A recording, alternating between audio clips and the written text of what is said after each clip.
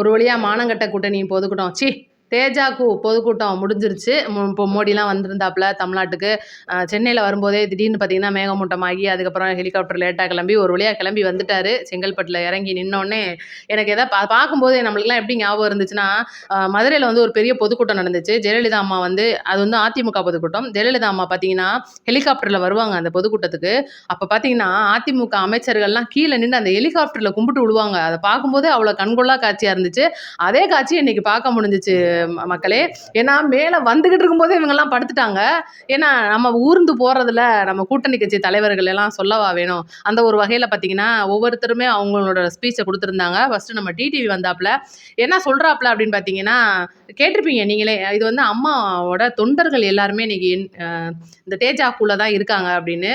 அந்த தேஜாக்குள்ள அப்படி என்னதான் அம்மாவோட தொண்டர்கள் வருவாங்க அப்படின்ட்டு அவர் வேணா சொல்லிக்கிறாரு. ஏன்னா இன்னைக்கு தனி ஒரு மனித இரும்பு பெண்மணியா மோடியா லேடியா அப்படின்னு சொல்லி கேட்டு நின்ன அந்த அம்மா எங்க எங்களுக்கு நீங்க தான் எல்லாமே அப்படின்னு சொல்லி போய் தன்னோட கட்சியை அடமானம் வச்ச இவங்கெல்லாம் எங்க அப்படின்னு கேட்கும்போது கண்டிப்பா இந்த அம்மாவோட ஆத்மா உங்களெல்லாம் மன்னிக்கவே மன்னிக்காது அப்படின்னு தான் நம்ம சொல்ல தோணுது. அடுத்து பார்த்தீங்கன்னா நம்ம பாமக அன்புமணி ராமதாஸ் பார்த்தீங்கன்னா எப்படி சொல்றது இவரை பத்தி சொல்லும் போதே நமக்கு தானா சிரிப்பு வருது. அப்பாவும் மயனுக்கும் வந்து மாம்பழத்துல பெரிய பிரச்சனை. மாம்பழ தோல் வேணும்னு ஒரு ஆளும் மாம்பழ கொட்டை வேணும் ஒரு ஆளும் பிரிச்சா கூட அது பிரியாது போலுக்க. அந்த மாதிரி மாம்பழத்துல பெரும் பிரச்சனையாவே போயிட்டு இருக்கு. நம்ம ஐயா அவர்கள் கூட பேட்டி கொடுத்துருப்பாரு. என்னோட சின்னத்தை எப்படி நீங்க வந்து அந்த கூட்டணியோட பேனர்ல வைக்கலாம், இது வந்து எங்களோட சின்னம், அன்புமணி அவர்களே நாங்கள் கட்சியை விட்டு நீக்கியாச்சு அப்படின் போது அவர் எப்படி உரிமை கொண்டாட முடியும் அப்படின்னு சொல்லிட்டு ஏன்னா அவர் ஆல்ரெடி திமுகவுக்கு போயிடுவார்ல அப்படின்னு ஒரு யோசனையில இருக்காப்ல. அதனால அந்த ஒரு மாம்பழ சின்னத்துக்கே பெரும் போட்டியில் இருக்கும்போது இவங்கெல்லாம் யார்பாது அப்படின்னு சொல்லி கண்டுக்கிறாம கூட்டம் நடத்தி முடிச்சிட்டாங்க. அதில் அன்புமணி என்ன சொல்ல வர்றாரு அப்படின்னா, முழுக்க முழுக்க வந்து திமுகவை பயங்கரமா வந்து பேசியிருக்காப்ல. ஊழல்ல தான் வந்து முதலிடத்துல இருக்கு அப்படின்ற மாதிரிலாம் பேசியிருப்பாரு. சொல்லவே வேணாம். அடுத்து நம்ம அதிமுகவோட பொதுச் செயலாளர் அவர்கள் நம்ம எடப்பாடி பழனிசாமி அவரை நம்ம சொல்லவா வேணும். ஏன்னா மோடி அவர்கள் பக்கத்துல வந்து உட்கார்ந்ததுமே அவர்கள் எடப்பாடி அவர்களுக்கு வாயெல்லாம் பல்லாயிருச்சு. எல்லாருமே நீங்களே டிவியில பார்த்துருப்பீங்க. இருந்தாலும் வந்து ஆனா இவங்கெல்லாம் வந்து மேடையில என்ன பேசுறாங்க அப்படின்னே தெரியாம நம்ம நரேந்திர மோடிஜி அவர்கள் வந்து அப்படியே உட்கார்ந்துருக்கும் போது பார்த்தா தமிழே தெரியாது என்னத்தை இவங்க பேசுறதெல்லாம் உங்களுக்கு தெரிய போகுது அப்படின்னு நாங்களாம் நினச்சிக்கிட்டு ஒரே காமெடியாக தான் இருந்துச்சு. ஆனால் மக்களோட கூட்டம் அப்படின் போது கண்டிப்பாக இந்த எல்லா கட்சிகளோட ஆதரவாளர்கள் வந்திருந்தாங்க. நல்லாவே வந்து செங்கல்பட்டு மதுராந்தகம் இடமே வந்து நல்ல கூட்டமாக இருந்துச்சுங்க. ஆனால் டிவிகே மாநாடோட ஒப்பிடும்போது பார்த்தா 1/4% வருமா அப்படின்றத ஒரு கேட்க தோணுது. ஏன்னா இன்னைக்கு தேமுதிக வந்து ஏற்கனவே நிறைய இடங்கள்ல வந்து என்டிஏல போன வருஷம் வரைக்கும் இருந்திருந்தாங்க. இந்த தடவை அழைப்பு வரலன்னு சொல்லிட்டு பிரேமலதா அவர்கள் ஏகப்பட்ட இடத்துல சொல்லியிருந்தாங்க. இருந்தா கூட திமுகவோட கூட்டணி பேச்சுவார்த்தை போயிட்டு இருக்கு. முதல் கட்ட பேச்சுவார்த்தை வந்து சுமூகமா போயிருக்கு அப்படின்ற மாதிரிலாம் சொல்லிட்டு இருக்காங்க. இன்னும் என்னதான் நடக்க போகுது அப்படின்னு பார்ப்போம். அவங்களும் தன்னோட கட்சியை கொண்டுட்டு போய் ஏதாவது ஒரு பெரிய கட்சி காலு கீழே அடகு வைக்க போறாங்களா, இல்ல ஐயா விஜயகாந்த் மாதிரி நல்லா தெளிவா கெத்தா அவங்க முடிவு எடுக்க போறாங்களா அப்படின்றத நம்ம பொறுத்திருந்து தான் பார்க்கணும். இந்த ஒரு பொதுக்கூட்டத்தில் இவங்க வந்து இப்போ நரேந்திர மோடி அவர்கள் வந்து என்ன சொல்ல வரார் தமிழக மக்களுக்கு அப்படின்னு கேட்டிங்கன்னா, இன்றைக்கி ஒட்டுமொத்த தமிழகமுமே வந்து இந்த என்டிஏ கூட்டணிக்கு பின்னாடி தான் இருக்காங்க அப்படின்ற மாதிரி சொன்னார். ஆனால் போன தடவையும் அதே மாதிரி தான் இருந்தாங்கன்னு நினைக்கிறேன். ஆனால் ஏன் அவங்க வரல அப்படின்னு தெரில. இந்த தடவை வந்து அந்த என்டிஏவை வலுப்பெறதுக்காகவே பயங்கர வேலைகள்லாம் பார்த்து சிறு சிறு கட்சிகளுங்க, ஏகப்பட்ட கட்சிகள் வந்து இன்றைக்கி உள்ளே வந்து சேர்ந்துருக்காங்க. ஒவ்வொரு கட்சி கொடியையுமே நம்ம அந்த ரோட்டில் பார்க்க முடிஞ்சிச்சு. ஒவ்வொரு கூட்டணி கட்சி தலைவர்களோட ஃபோட்டோலாம் வந்து அந்த பேனரில் இடமிட்டு இருந்துச்சு. ஆனால் என்னன்னு தெரியல, பெரிய வருத்தம், நம்ம அண்ணாமலை அண்ணனோட அந்த ஃபோட்டோன்றது ஒவ்வொரு பேனர்களில் இல்லை. அது பார்க்கும்போது ரொம்ப வருத்தம். ஏன்னா இன்னைக்கு தமிழக மக்களிடையே அந்த பாஜக அப்படின்ற ஒரு கட்சியை வளர்த்ததுல தமிழிசை சவுந்தரராஜன் அக்காவுக்கு முன்னாடியேன்னு சொல்லலாம். தமிழிசை சவுந்தரராஜன் அக்கா கூட என்கிட்ட புதுச்சேரி பக்கம் கொஞ்ச நாளைக்கு ஆளுநராக போயிட்டாங்க. ஆனால் முழுக்க முழுக்க தமிழ்நாட்டில் தன்னோட ஐபிஎஸ் பதவி இழந்து இன்னைக்கு வேண்டான்னு சொல்லிட்டு எழுதி கொடுத்துட்டு வந்து தமிழக மக்களிடையே அந்த பாஜக கட்சியை வளர்த்ததுல அண்ணாமலை அண்ணன் அவர்களுக்கு பெரும் பங்கு இருக்கு. அவரும் கூட்டத்துக்கு வந்திருந்தாரு. ஆனால் அவருக்கான மரியாதை அங்கே கொடுக்கப்பட்டுச்சா அப்படின்னு கேட்டிங்கன்னா பெரிய கேள்விக்குறி. ஏன்னா சில இடங்களில் வந்து இப்போ அண்ணாமலை அவர்களை வந்து இன்னைக்கு பிஜேபிக்காரங்க பயங்கரமாக வந்து வேண்டாம் அப்படின்ற மாதிரி ஒதுக்கிக்கிட்டு வராங்க. அண்ணனுமே 2-3 இடங்கள் கூட்டங்கள்லாம் நீங்கள் பார்த்துருப்பீங்க, போகிறது இல்லையா இருக்கும். ஏன் என்ன ஆச்சுன்னு தெரியல. ஏன்னா நயினார் நாகேந்திரன் அவர்களுக்கும் அண்ணாமலை அவர்களுக்கும் வந்து ஒரு லடாயாவே போயிட்டு இருந்துச்சு. முதல்ல தன்னோட மாநில தலைவர் அப்படின்ற பொறுப்பை ஏற்றதுக்கப்புறமா நம்ம நயினார் நாகேந்திரன் அவர்கள் அண்ணாமலைக்கு என்ன பரிசு கொடுத்தாரு அப்படின்றது எல்லாமே உங்களுக்கே தெரியும். தெரிஞ்சிச்சுன்னா கமெண்ட் பண்ணுங்க. ஏன்னா நம்ம வேற அதை எதுக்கு சொல்லிக்கிட்டு அவங்க பிரச்சனையை நம்ம எதுக்கு பேசிக்கிட்டு. இதெல்லாம் பார்க்கும்போது இன்னைக்கு டிவிக்கெல்லாம் என்னப்பா இன்னைக்கு வந்து பாதி எப்படியும் காங்கிரஸ் வந்து டிஎம்கே கூட தான் இருப்பாங்க, வரமாட்டாங்க. என்ன பண்ண போறீங்க டிவிக்கே தனிமரமா நிக்கிறீங்களே! ஏன்னா ஓபிஎஸ் அவர்கள் ஆதரவாளர்கள் வந்து ஒவ்வொருத்தரா டிவிக்கேல இது டிஎம்கேல குடுத்து சேர்த்துக்கிட்டு, கடைசியில இப்ப அவரும் போய் அங்க போய் சேர்ந்துருவாரு. அவரோட அந்த தேனியோட சீட்ட அவர் வாங்கிட்டு போயிருவாரு. கிட்டத்தட்ட 6 சீட்டுக்கு மேல அவங்களுக்கு ஆயிருச்சு. அவங்க சமுதாய ஓட்டு பூரா டிஎம்கேக்கு போயிரும். இங்கிட்டு வந்து பார்த்தீங்கன்னா, என்டிஏ கூட்டணி பெரிய பலமா இருக்காங்க. தேமுதிகவும் ஒரு வழியா பேச்சுவார்த்தைய முடிச்சுட்டு போய் சேர்ந்துருவாங்க அப்படின்னு வைங்களேன். இப்ப டிவிக்கு என்ன பண்ணுவீங்க? கூட்டணியும் இல்லாம, ஒண்ணும் இல்லாம நீங்க வந்து இன்னைக்கு விசில் சின்னத்தை மட்டும் வச்சுக்கிட்டு நீங்கள் மக்களிடையே கொண்டுட்டு போய் அதை சேர்க்கிறதே வந்து ஒரு பெரிய விஷயமா இருக்குது. நீங்கள் என்னதான் வந்து உங்களுக்கு விசில் சின்னம் கிடைச்சிருச்சு அப்படின்னா கூட விசில் மாதிரியே உருவம் கொண்ட நிறைய சின்னங்களை வந்து விசிலுக்கு கீழேலாம் வைப்பாங்க, மேலே வைப்பாங்க. நீங்கள் என்னதான் வந்து பெரியவங்க வயசானவங்களுக்குலாம் வந்து சரியாக பார்வை இல்லாதவங்க கூட வயசானவங்களுக்கு நீங்கள் சொல்லி கொடுத்தா கூட அவங்களுக்கு கரெக்டாக போய் அதை ஓட்டு போட தெரிஞ்சிருமா அப்படின்ற மாதிரிலாம் வந்து ஒரு கேள்வியை முன்வைக்கிறாங்க சமூக வலைதளங்களில். அதுதான் பெரும் பேசு பொருளாகவே இருக்குது. என்ன இவங்களை வந்து இன்னைக்கு நேற்றே பார்த்தீங்கன்னா ஒரு பொண்ணு கடைசியில் பார்த்தா அது டிஎம்கே ஊப்பியா நம்ம பயலுகள்லாம் கண்டுபிடிச்சிருக்காங்க. என்னன்னு கேட்டிங்கன்னா, விசில் கிடைச்ச உடனே நேற்று சாயந்தரத்துக்கு மேலே சென்னையில் பார்த்தீங்கன்னா ஒரு குறிப்பிட்ட இடங்களில் கூடி பயங்கரமாக வந்து ஆர்ப்பரித்து அந்த விசிலை வந்து அடித்து தன்னோட கட்சியோட அந்த ஒரு சந்தோஷத்தை வெளிப்படுத்திருப்பாங்க. அது இந்த பிள்ளைக்கு எரிஞ்சிருச்சு போலுக்க. அது உடனே வந்து இங்கே பாருங்கள் டிவி கேட்குறாங்களாம் எப்படி நியூஸஸ் பண்ணுறாங்க.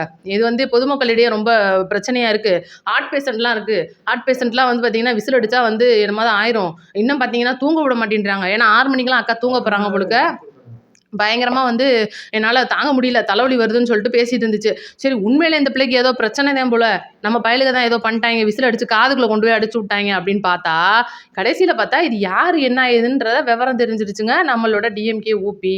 அதனால தான் இந்த பத்தி வேலையெல்லாம் பண்ணிக்கிட்டு இருக்கு. ஏன்னா இன்னைக்கு டிஎம்கே காரங்களோட வீட்டில் இருக்கிற குக்கர்ல கூட விசில் பிடிங்கி வச்சிட்டாங்கன்னா பார்த்துக்கோங்க. ஏன்னா இன்னி வீட்டில் கூட குக்கர்ல கூட விசில் அடிக்க கூடாதான், பஸ்ஸில் கண்டக்டர் விசில் ஊதக்கூடாதான், காவல்துறையினர் இன்னைக்குள்ள தொங்க விட்டுருப்பாங்க பார்த்தீங்களா விசில், அதை அடிக்கக்கூடாதான். இன்னும் ஏன் அட கேவலம் கூர்க்கா கிட்ட இருக்கிற விசில கூட பிடிங்கி போட்டாங்கன்னா பார்த்துக்கோங்களேன். அந்த மாதிரி வந்து இன்னைக்கு தமிழ்நாடு வந்து அப்படியே விசில் என்னென்னலாம் விசில் இருக்கோ அம்புட்டையும் பிரட்டி போட்டுக்கிட்டு இருக்கு. இன்னும் வேற யாரெல்லாம் விசில் வச்சிருப்பாங்க அப்படின்னு தெரியல. ஏன்னா ஒட்டுமொத்த தமிழகத்துக்குமே இன்னைக்கு விசிலுக்கு தடை. நீங்களும் மறக்காம வேற எதுலலாம் விசில் யூஸ் பண்றாங்கன்னு நமக்கு தெரியல. தெரிஞ்சவங்க கமெண்ட்ல சொல்லுங்க. ஏன்னா நேத்துல இருந்தே பார்த்தீங்கன்னா அந்த செவுரு விளம்பரங்கள்ல நம்மளோட விசில் படங்கள்லாம் பார்த்தீங்கன்னா பயங்கரமா இன்னைக்கு இப்போ ஒவ்வொரு ஊர்கள்லையும் வந்து பார்த்தீங்கன்னா டிவிகே அப்படின்ற இடத்துல வெற்றி சின்னம் வெற்றி தலைவர் மட்டும் விஜய் அவர்களோட பேனரை மட்டும் நம்ம பார்க்கலாம். ஆனால் நேற்று மத்தியானத்துலேருந்தே பார்த்தீங்கன்னா முழுக்க முழுக்க அந்த விசிலோட அந்த படத்தை வரைகிறது, விசிலோட அந்த பேனர் ஓட்டுறது, வாக்களிப்பீர் விசில் சின்னம்ன்ற மாதிரி உங்கள் சின்னம் விசில் வெற்றி சின்னம் விசில்னு சொல்லிட்டு பயங்கரமாக வந்து தமிழ்நாடே வந்து அப்படியே அலசி எடுத்து விசிலால் முக்கிய எடுத்த மாதிரி இருக்குது. முழுக்க முழுக்க வந்து விசில் சின்னத்தை மக்களிடையே கொண்டுட்டு போய் சேர்க்கறதுல தமிழக வெற்றி கழக இளைஞர்கள் பயங்கரமாக வேலை பார்த்துட்டு இருக்காங்க. அதை நம்ம சொல்லியே ஆகணும். அதே போல் எதிர் தரப்பில் இருக்கிற நிறையா கட்சிகளுக்கு இது உண்மையிலே வந்து ரொம்ப வருந்தத்தக்க விஷயமா தான் இருக்கு. ஐயோ இவங்களுக்கு சும்மாவே இவங்க ஆடுவாங்க, இவங்களுக்கு சலங்கையை வேற கட்டி விட்டாங்கடப்பா அப்படின்னு சொல்லிட்டு. ஏன்னா ஏகப்பட்ட கட்சிகள் வந்து இன்னைக்கு ஒரு சின்னம் கிடைக்கிறதுக்கு தேர்தல் ஆணையத்துக்கிட்ட எவ்வளோ தூரம் முறையிடுறாங்க. நம்ம நாம் தமிழர் சீமான் அண்ணனாவே இருக்கட்டும், அந்த மைக் சின்னம்லாம் கிடைக்கும்போது அவர் கொண்டுட்டு போய் சேர்ப்பாரா அப்படின்றதெல்லாம் ரொம்ப சிரமமாக இருந்துச்சு. அப்போ கூட அதே கோட்பட பாட்டு தான் அவருக்கு உதவி பண்ணுச்சு. ஏனே சீமானண்ணே உங்களுக்கே அந்த பாட்டு அவ்வளோ தூரம் ஹெல்ப் பண்ணியிருக்கே, விஜய் அண்ணனை விட்டுறவானே போகுது அப்படின்ற மாதிரி தான் இருந்துச்சு. ஏன்னா அதே படத்தில் வர அதே பாட்டில் வர அதே விசில் போடு அப்படின்ற இடத்துல தான் அந்த விசில் சின்னம் அமைஞ்சிருக்கு. இதெல்லாம் யோசிச்சு சுற்றி முற்றி பார்க்கும்போது ஒரே வட்டத்துக்குள்ளே எல்லாம் வருதே, ஒருவேளை இதெல்லாம் முன்னாடியே பிளான் பண்ணி வச்சிட்டாங்களோ, இந்த விசில் சின்னம் வேணும் அப்படின்றத நம்ம நடிகை கஸ்தூரி கூட சொல்லியிருப்பாங்க. இந்த சின்னம் வந்து நான் கொடுத்த பிளான் தான், இது வந்து ரொம்ப வருஷத்துக்கு முன்னாடியே நான் 2-3 வருஷத்துக்கு முன்னாடியே சொல்லியிருப்பேன், விசில் சின்னம் நீங்கள் தேர்ந்தெடுத்தீங்கன்னா நல்லாயிருக்கும் அப்படின்ற மாதிரிலாம் அவங்க ஒரு உருட்டியிருப்பாங்க. மொத்தம் என்னமோ எப்படியோ எங்களுக்கு சின்னம் வந்துருச்சு. ஆனால் அந்த சின்னம் வந்தது பல பேருக்கு வந்து இங்கிட்டு ஒரு பக்கம் எரிச்சல் மூட்டுதா இருந்தால் கூட வெற்றி சின்னம் அதுதான் அப்படின்றத சொல்லிக்கிடுவோம். இந்த என்டிஏ பொதுக்கூட்டத்தை பற்றி நம்ம பேச வந்த விஷயம் என்ன அப்படின்னு கேட்டிங்கன்னா, இன்னைக்கு நரேந்திர மோடி அவர்கள் தமிழகத்தில் திமுகவை எதிர்க்கிறதுக்காக பயங்கரமாக ஒவ்வொருத்தனையும் விட்டுறாதீங்கப்பா, யார் வீட்டு வாசலில் இருக்கிற காலில் விழுந்தா கூட நீங்கள் அந்த கட்சியை வந்து கூட்டத்தில் இழுத்துருங்க. கட்சின்னு ஒருத்தன் வச்சிருக்கான்னு தெரிஞ்சால் அந்த கட்சியை இழுத்துருங்க. அது சின்ன கட்சியோ பெரிய கட்சியோ ஒரு ஆள் இருக்கிற கட்சியோ 2 ஆள் இருக்கிற கட்சியோ அதெல்லாம் நமக்கு கவலையே கிடையாது. ஆளை தட்டி தூக்கு அப்படின்னு சொல்லிட்டாப்புல போல் இங்கே இருக்கிற அதிமுக காரங்களில் ஏதிமுக காரங்க எல்லாருமே வந்து பயங்கரமாக வேலை பார்த்துக்கிட்டு இருக்காங்க. ஆனால் கண்டிப்பாக இந்த ஒரு இடங்களில் நம்ம என்டிஏ கூட்டணி அப்படின்றது தமிழகத்தில் வருமா அப்படின்றது கேள்விக்குறி தான். ஏன்னா இன்றைக்கி எல்லா மக்களுமே சொல்கிற ஒரே வார்த்தை, விஜய் அவர்கள் தனிச்சு நின்னா கூட பரவாயில்ல, பிஜேபி கூட போய் சேர வேணாம். நீங்கள் நம்மளே வந்து நிறையா மக்கள் கருத்து போட்டிருப்போம். ஆனால் ஒவ்வொரு மக்களும் சொல்கிற ஒரே விஷயம் எங்களுக்கு வேண்டவே வேண்டாம். ஏன்னா என்டிஏ கூட்டணியில் விஜயகாந்த் அவர்கள் போய் ரொம்ப கெட்ட பேர் எடுத்து அதுக்கப்புறம் அவரோட கட்சியே இன்னைக்கு இல்லாமல் இருக்குன்னா அதுக்கு காரணமே அந்த என்டிஏ கூட்டணி. அதனால நம்மளுக்கு அது வேணாம் அப்படின்ற மாதிரி சொல்லியிருப்பாங்க. விஜய் அவர்களும் ஒவ்வொரு பொதுக்கூட்டத்திலையும் தெளிவாக சொல்கிற ஒரே விஷயமே அதுதான், என்னோட கட்சி வந்து பாசிச பாஜகவை எதிர்க்குது அப்படின்னு சொல்லியிருப்பாரு. அதே மாதிரி இன்னமும் கூட அந்த எதிர்ப்பு அப்படின்றது தொடர்ந்துக்கிட்டு தான் இருக்குது. ஏன்னா சில கட்சிகள் மாதிரி எதிர்க்கிற மாதிரி எதிர்த்து நாங்கள் அண்டர் கிரவுண்டில் வந்து சில நிதிகள்லாம் வாங்குறதுக்காக ஒன்றா இருக்கோம் அப்படின்ற மாதிரிலாம் காட்டிக்கிற மாதிரி இன்றைக்கி தமிழக வெற்றிக் கழகம் இல்லை. ஏன்னா ஒவ்வொரு பிரச்சனையும் பார்த்தாலே தெரியும். இன்னைக்கு சிபிஐ பிரச்சனை தலைக்கு மேலே வந்து நிற்கிது. இங்கிட்டு பார்த்தா ஜனநாயகன் பட பிரச்சனை. ஏன்னா இன்னைக்கு தேர்தல் டயத்தில் வந்து பார்த்தீங்கன்னா அந்த பிப்ரவரி 15க்கு மேலே தேர்தல் ஆணையம் அறிவிக்கிறாங்க அப்படின்னா அதுக்குள்ள படம் வந்தால் தான் உண்டு. அதுக்கப்புறம் கிடையவே கிடையாது. தேர்தல்லாம் முடிஞ்சு ரிசல்ட்லாம் வந்ததுக்கப்புறம் தமிழக முதல்வர் அப்படின்னு சொல்லி போட்டு நடித்த படம் அப்படின்னு வந்தால் கூட நீ ஒன்றும் ஆச்சரியப்படுறதுக்கு இல்லை. அந்த மாதிரி தான் இன்றைக்கி ஜனநாயகன் பட விவகாரம் போயிட்டுருக்கு. வர 3ஆம் தேதி வேற கரூர் விசாரணையா. அதுக்குள்ளே நாளை கழிச்சு பார்த்தீங்கன்னா 25ஆம் தேதி மாமல்லபுரத்தில் விஜய் அவர்களோட செயல் வீரர்கள் கூட்டம் வந்து போயிட்டுருக்கு. என்னென்னா அடுத்த தேர்தல் அறிக்கை பற்றினது, மக்களிடையே கொண்டுட்டு போய் சின்னத்தை சேர்க்கறது, அதெல்லாம் வந்து இனி அடுத்தடுத்த அப்டேட் நம்ம சேனலில் உங்களுக்கு கொடுத்துட்டே இருப்போம். மறக்காமல் நம்ம சேனலை லைக் அண்ட் சப்ஸ்கிரைப் பண்ணிக்கோங்க. உங்களோட கமெண்ட்டையும் மறக்காமல் சொல்லிடுங்க. நன்றி, வணக்கம்.